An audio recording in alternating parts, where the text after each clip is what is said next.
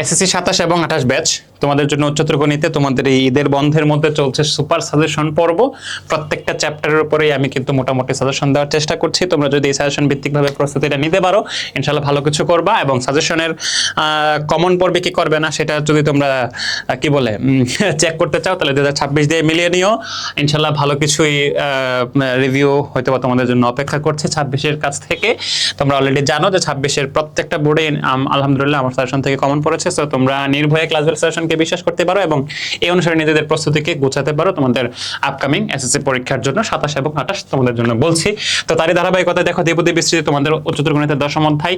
তুমি যদি এখান থেকে মাত্র 4টা অঙ্ক ঠিকঠাক মতো বুঝে করতে পারো, 4টা অঙ্ক মিন্স হচ্ছে 4টা টাইপের অঙ্ক, তুমি যদি 4টা অঙ্কের মাধ্যমে 4টা টাইপকে 4টা অঙ্কের মাধ্যমে তুমি যদি ঠিকঠাক মতো বুঝতে পারো ইনশাআল্লাহ তোমার কিন্তু দ্বিপদী বিস্তৃতি শেষ হয়ে যাচ্ছে। আমি আবারও বলছি 4টা অঙ্ক মিন্স হচ্ছে 4টা টাইপকে রিপ্রেজেন্ট করে, অর্থাৎ 4টা টাইপের সম্পর্কে তোমার ধারণা তুমি ক্লিয়ার করবা এই 4টা অঙ্কের মাধ্যমে।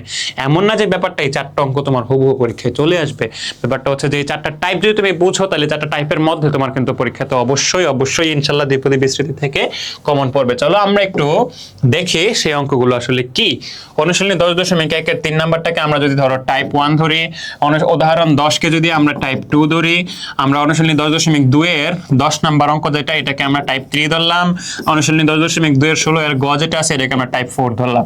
এই 4টা টাইপের অঙ্ক যদি তুমি 4টা অঙ্কের মাধ্যমে বুঝতে পারো, 4টা টাইপকে তুমি যদি রিড করতে পারো তাহলে তুমি দেখতে পাবা যে এর বাইরে তোমার আর অঙ্ক কোনো বোর্ডে আসতেছে না বা আসবেও না ইনশাআল্লাহ। তাহলে তুমি যদি এই অঙ্কটা করো বা এই টাইপটা বুঝো, দেখো তোমার এই অঙ্কটা হয়ে যাচ্ছে, উদাহরণ 4 হয়ে যাচ্ছে। তুমি যদি উদাহরণ 10 বুঝো তাহলে তোমার কিন্তু 10.2 এর 14 এবং 15 কভার হয়ে যাচ্ছে। তাহলে এই 4টা টাইপের অঙ্ক, এই 4টা অঙ্কের মাধ্যমে যদি কভার করতে পারো, 4টা টাইপকে তুমি যদি বুঝতে পারো এই 4টা অঙ্কের মাধ্যমে তোমার কিন্তু দ্বিপদী বিস্তৃতি ইজিলি শেষ।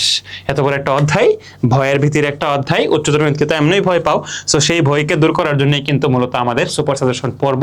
এদের মধ্যে আমরা তোমাদের সুবিধার্থে আমরা দিচ্ছি এবং আমাদের যে উচ্চতর গণিত পেইড কোর্সের ক্লাস এটাও কিন্তু শেষের দিকে চলে এসেছে।